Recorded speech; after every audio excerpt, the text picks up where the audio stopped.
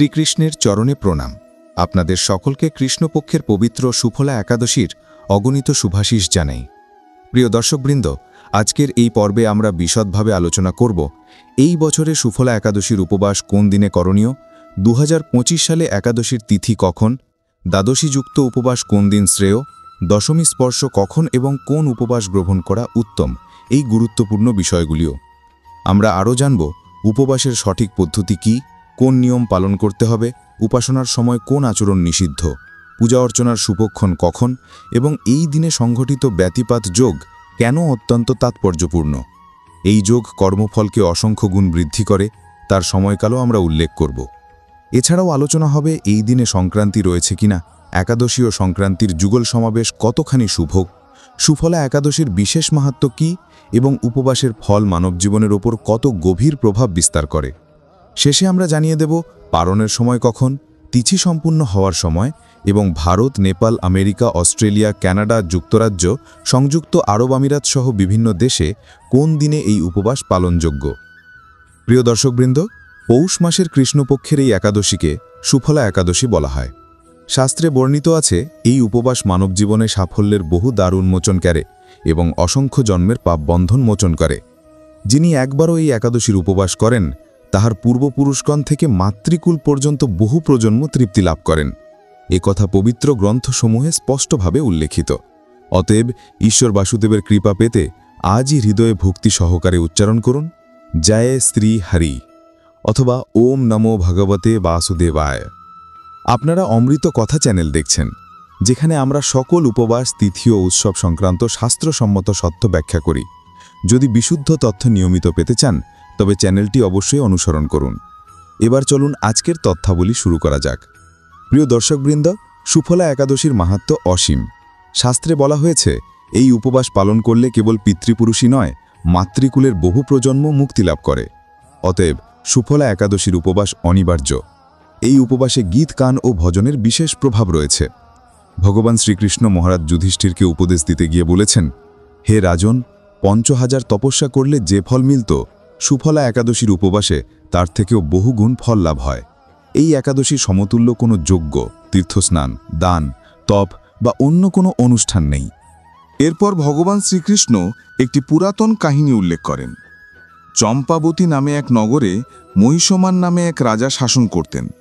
তার 4 পুত্রের মধ্যে জ্যৈষ্ঠের নাম ছিল লুম্পক। লুম্পক ছিল অত্যন্ত দুষ্কর্মে আসক্ত। সে নানান দুষ্কৃত্য, যৌনাচার ও অসদাচরণে লিপ্ত ছিল। অন্য গৃহের নারীদের উপরে অর্থ অপচয় করত, রাজ্যের ধন নষ্ট করত এবং দেবতা, ব্রাহ্মণ ও বৈষ্ণবদের নিন্দা করত। রাজা যখন জানতে পারেন যে তার জ্যৈষ্ঠ পুত্র এমন অধঃপতনের পথে গেছে, তখন তিনি তাকে রাজ্য থেকে বহিষ্কার করেন। লুম্পক বলেই ঘুরে বেড়াত, দিনে বনে লুকিয়ে থাকত আর রাত্রে নগরে প্রবেশ করে চুরি ডাকাতি করত। মানুষজন ধরেও রাজাকে অভিযোগ করত না, কারণ সে রাজপুত্র।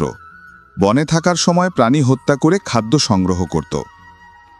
এক বিশাল প্রাচীন অশ্বত্থ গাছের তলায় সে রাত্রি যাপন করত।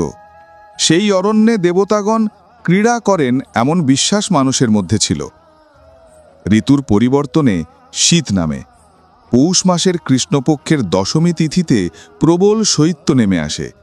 লুম্পক তখন পরিধেয়হীন, দুর্বল, ক্ষুধার্ত, রাত্রিভর ঠান্ডায় কাঁপতে থাকে।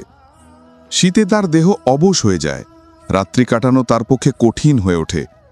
সূর্যোদয়ের ঠিক পূর্বে সে অচেতন হয়ে পড়ে। সূর্যের সামান্য উষ্ণতা পেয়ে যখন তার জ্ঞান ফেরে, তখন সে কষ্টে শিষ্টে খাদ্যের সন্ধানে বন মধ্যেই ঘুরতে থাকে। প্রাণী ধরার শক্তি ছিল না, গাছে ওঠারও সামর্থ্য ছিল না। অতএব গাছের তলা থেকে পড়ে থাকা অল্প কয়েকটি ফল কুড়িয়ে অশ্বত্থ গাছের নিচে এসে বসে। এ সময় সূর্য অস্তমিত হয়ে গেছে। লুম্পক অশ্বত্থ গাছের নিচে যতটুকু ফল কুড়োতে পেরেছিল সেগুলো সযত্নে রেখে অশ্রু ভরে বলল, হে পরমেশ্বর, এই ফলগুলি আপনাকেই অর্পণ করলাম, আপনি গ্রহণ করুন, আপনি তুষ্ট হন। সেই রাত্রি তার জন্য ছিল অত্যন্ত কষ্টের। একদিকে প্রচণ্ড শৈত্য, অন্যদিকে তীব্র ক্ষুধা। এই দুই যন্ত্রণায় তার নিদ্রা একেবারেই আসে না। রাত্রিভর সে জাগ্রত অবস্থায় কাটিয়ে দেয়।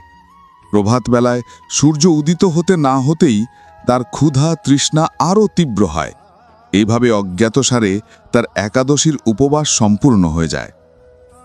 দশমী তিথি থেকে সে অন্ন গ্রহণ করেনি, রাত্রিতে জাগরণ করেছে, আর একাদশীর দিনও তার মুখে খাদ্য ওঠেনি। এই অনিচ্ছেকৃত উপবাস আর রাত্রি জাগরণে ভগবান শ্রীবিষ্ণু তার প্রতি প্রসন্ন হন এবং সেই ভক্তি স্ফূর্তির ফলে লুম্পকের সমস্ত পাপ ক্ষয় ঘটে। পরদিন ভোরে এক অপূর্ব অশ্ব তার সামনে এসে দাঁড়ায়। অশ্বটি ছিল মনোরম অলঙ্কারে আবৃত।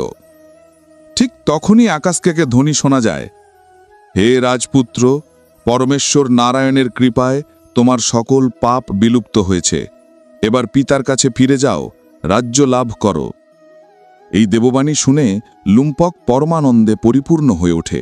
সে উচ্চস্বরে বলে, হে ভগবান, আপনি মহান, আপনি আশ্রয়। এরপর অলঙ্কৃত অশ্বে আরোহণ করে পিতার কাছে ফিরে যায়। রাজা তাকে দেখে উৎফুল্ল হয়ে ওঠেন। পুত্রের পরিবর্তন ও পরমেশ্বরের ইচ্ছা উপলব্ধি করে রাজা জ্যেষ্ঠ পুত্র লুম্পককে রাজ্যভার প্রদান করেন এবং নিজে বনবাসে গমন করেন।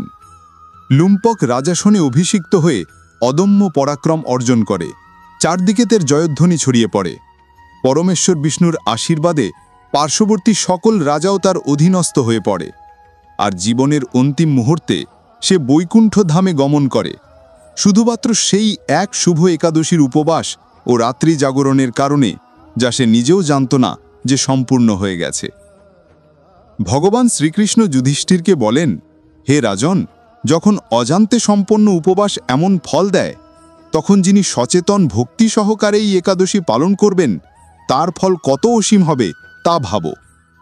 এই যে ঘটনাটি শুনলেন, এটি কোনো মানবরচিত কাহিনী নয়, এটি স্বয়ং ভগবান শ্রীকৃষ্ণের বাণী। তাই সুফলা একাদশীর মাহাত্ম্য অস্বীকার করার কোনো পথ নেই।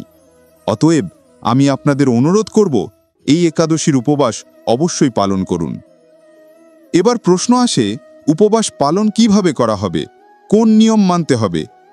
নিয়মের সূচনা হয় উপবাসের আগের দিন, অর্থাৎ দশমী তিথি থেকে। শাস্ত্রে বলা আছে, দশমী তিথিতে কেবল একবার আহার করা উচিত। দশমী তিথিতে রাত্রিবেলায় বা গভীর সন্ধ্যায় অন্নগ্রহণ বর্জন করতে বলা হয়েছে। আপনি যদি এই নিয়ম পালন করতে পারেন, অত্যন্ত শুভ। যদি কোনো কারণে পালন করা কঠিন হয়, তবুও দোষ নেই, কারণ আজকের যুগে অনেকেই নানা রোগ ও ঔষধের ভাগে ক্লান্ত। তবে দশমী তিথিতে একটি বিষয় অবশ্যই মানতে হবে, লসুন, পেঁয়াজ ইত্যাদি সম্পূর্ণ বর্জন। যারা মাংস ও মাদক গ্রহণ করেন অথচ একাদশীও পালন করতে চান, তাদেরও দশমী থেকে এইসব ভোজন বর্জন করা অনিবার্য। এছাড়া মধু 3 দিন নিষিদ্ধ, দশমী, একাদশী ও দ্বাদশী। পঞ্চামৃত প্রস্তুত হলেও তাতে মধু মেশানো চলবে না। কাঁসার বাসন 3 দিন ব্যবহার করা নিষিদ্ধ, অন্নরুচি বা নৈবেদ্য পরিবেশনেও নয়। মুসুর ডাল, ছোলার শাক, মূলো ও বেগুন, দশমীতে এগুলি ভোজন করা নিষিদ্ধ। দশমী থেকেই ব্রহ্মচর্য ধারণ করতে হবে। স্নান, ধোয়া, দেহসুচিতা, চুল ধোয়া সব দশমীতেই সম্পন্ন করা উত্তম। রাত্রিবেলায় শয্যাগমনের পূর্বে দাঁত পরিষ্কার করুন, যাতে মুখে অন্নকণা না থাকে। এদিন সূর্যোদয়ের পূর্বে জেগে উঠুন, স্নান করে শুচিবাস পরিধান করুন। এদিন যে বিষয়টি বিশেষভাবে লক্ষ্য রাখতে হবে, তা হল দাঁত মাজনের উপকরণ। বাজারে যে দন্তমাজন বা মলম পাওয়া যায়, তাতে নানা রসায়ন বা লবণ থাকে, যা উপবাসকে ব্যাহত করে। তাই সম্ভব হলে উপবাস উপযোগী বিশেষ দন্তলেপ ব্যবহার করুন। এতে উপবাস ভঙ্গ হয় না ও মুখ সুগন্ধে সতেজ থাকে। যদি কোথায় পাওয়া যায় তা জানা না থাকে, তাহলে প্রদর্শনীতে দেখানো সূত্রে যোগাযোগ করলে তা সংগ্রহ করা সহজ হবে। স্নান আচারে সম্পূর্ণ সূচি হয়ে আপনি একাদশীর প্রতিজ্ঞা গ্রহণ করবেন এবং পূজা আরম্ভ করবেন। এবার উপাচারের সামগ্রী উল্লেখ করছি। আপনার কাছে শ্রীহরির কোনো ছবি বা মূর্তি থাকা বাঞ্ছনীয়। শালগ্রাম শিলা নিতে পারেন, লালন শিশু রূপও নিতে পারেন। আপনার গৃহে যে রূপ আছে সেটি উপযুক্ত। এখন ভগবানের প্রতিমা বা ছবি প্রতিষ্ঠার জন্য তোমার একটি পূজা আসন প্রয়োজন হবে। সেই আসনের ওপর হলুদ বা লাল বস্ত্র বিছিয়ে নেবে। এর সঙ্গে তোমার যে সামগ্রী প্রয়োজন হবে, রক্তচন্দন, সুরক্ষাতন্ত্রী, তামালপত্র, কটু সুপারি, লবঙ্গ, এলাচ, ধূপ, প্রদীপ নিবেদন, পুষ্প, পুষ্পমালা, গন্ধ সুরভি, উপবীত এবং পঞ্চামৃত প্রস্তুতির জন্য কাঁচা দুধ, দই, ঘৃত, চিনি সার, গঙ্গাজল এগুলিও আগে থেকে সংগ্রহ করে রাখবে। তাম্রপাত্র বা তাম্র কলসও অপরিহার্য। এই সমস্ত সামগ্রী একত্রিত করার পর পূজাস্থানে আসন পেতে শান্ত মনে বসবে।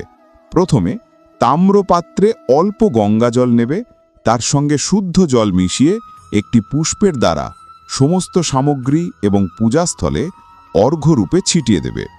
এই সময় উচ্চারণ করবে ওই ভূ বস্বাহ শ্রী নারায়ণায় নমঃ, ওই পবিত্রাং পবিত্রাং সর্বাঙ্গ পবিত্রাং পদ্মনায়নাং সদা।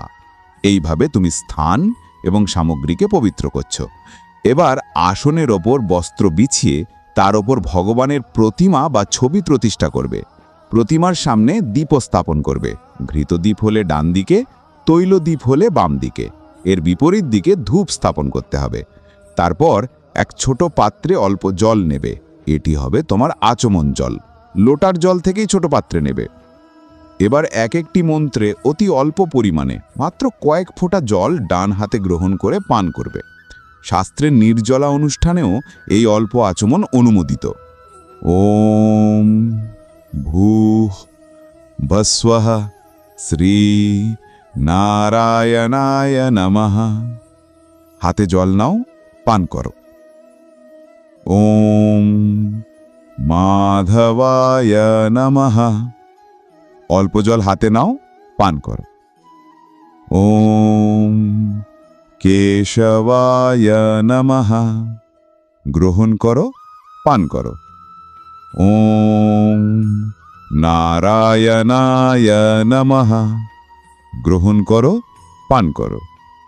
ওম ঋষিকেশায় নমো নমঃ। এবার হাতে জল নিয়ে হাত ধুয়ে নেবে। এবার নিজের ডান হাতে সুরক্ষাতন্ত্রী বেঁধে কপালে সুশ্রাব্য চন্দন তিলক দেবে। তারপর ভগবানের পূজায় প্রবেশ করবে। প্রথমে ধূপ ও দীপ প্রজ্বালিত করো। এরপর ভগবানের সামনে একটি ছোট পাত্র বা বাটিতে পদ্ম, অর্ঘ্য, আচমন প্রভৃতি নিবেদন রাখার ব্যবস্থা করো। যদি তোমার কাছে প্রতিমা থাকে তবে তাকে শুদ্ধভাবে স্নান করানোর জন্য একটি সূচি থালায় স্থাপন করতে পারো। এবার ভগবানকে পদ্ম নিবেদন করবে। ওই ভূ বস্বঃ শ্রী নারায়ণায় নমঃ। পৌষ মাস কৃষ্ণপক্ষ একাদশী উপবাস নিমিত্তে ভগবান শ্রীহরি বিষ্ণু পূজনার্থে পদ্ম সমর্পয়ামি। 1 চামচ অল্প জল পদ্মরূপে ভগবানের চরণে অর্পণ করবে। প্রতিমার চরণ পরিষ্কার করবে, এটাই পদ্ম প্রদান। এরপর অর্ঘ্য প্রদান করবেন। যারা ছবিতে পূজন করছেন তারা অর্ঘ্যরূপে নেওয়া 1 চামচ জল সামনে রাখা পাত্রে অর্পণ করবেন। আর যারা প্রতিমারূপে পূজন করছেন তারা শঙ্খে জল ভরে অর্ঘ্য প্রদান করবেন। উচ্চারণ করবেন ওং ভূ বস্বঃ শ্রী নারায়ণায় নমঃ। শ্রী নারায়ণায় নারায়ণায় নমো নমঃ। অর্ঘ্যম সমর্পয়ামি। অর্ঘ্য নিবেদনের পর আচমনের জন্য 1 চামচ জল অর্পণ করবেন। ওম ভূ বস্বঃ শ্রী নারায়ণায় নমঃ। অর্ঘ্যম সমর্পয়ামি। স্নানং কুরু। এরপর ভগবানের স্নান বিধি। যারা প্রতিমার পূজন করছেন তারা শঙ্খে শুদ্ধ জল ভরে প্রতিমাকে অন্তঃস্থল থেকে স্নান করাবেন। আর যারা ছবিতে পূজন করছেন তারা পুষ্পে অল্প জল স্পর্শ করিয়ে ভগবানের ছবিতে ছিটিয়ে দেবেন। মন্ত্রোচ্চারণ ওই ভূ বস্বঃ শ্রী বাসুদেবায় নমঃ। স্নানার্থে জলং সমর্পয়ামি। এবার পঞ্চামৃত প্রস্তুত করবে। কাঁচা দুধ, দই, ঘৃত, চিনি সার এবং গঙ্গাজল একত্র করে পঞ্চামৃত তৈরি করো। পুষ্পে স্পর্শ করিয়ে পঞ্চামৃত ভগবানের উদ্দেশ্যে নিবেদন করো।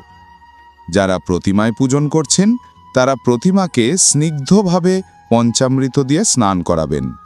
ওই ভূঃ বস্বঃ শ্রীনারায়ণায় নমঃ পঞ্চামৃতম সমর্পয়ামি। এবার পুনরায় শুদ্ধ জল দিয়ে স্নান করাতে হবে। প্রতিমার পূজনে পুনরায় শঙ্খভর্তি জল স্নানের জন্য ঢেলে দেবে। ছবির পূজনে পুষ্পের শুদ্ধ জল স্পর্শ করিয়ে ছিটিয়ে দেবে। ওই ভূঃ বস্বঃ শ্রীনারায়ণায় নমঃ শুদ্ধ যখ স্নান নিমিত্তার্থে শুদ্ধ জলম সমর্পয়ামি। শুদ্ধ জল স্নানের পর ভগবানের জন্য বস্ত্র নিবেদন করতে হবে। বস্ত্ররূপে সুরক্ষাতন্ত্রের একটি সূক্ষ্ম অংশ অর্পণ করবে। ওই ভূঃ বস্বঃ শ্রীনারায়ণায় নমঃ বস্ত্রম সমর্পয়ামি উপবস্ত্রম সমর্পয়ামি। যজ্ঞোপবীত নিবেদন।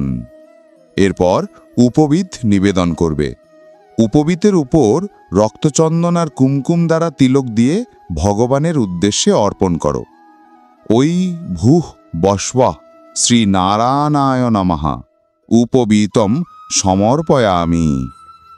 গন্ধ ইত্র তিলক। এবার ইত্র পুষ্পে স্পর্শ করিয়ে ভগবানের নিবেদন করো।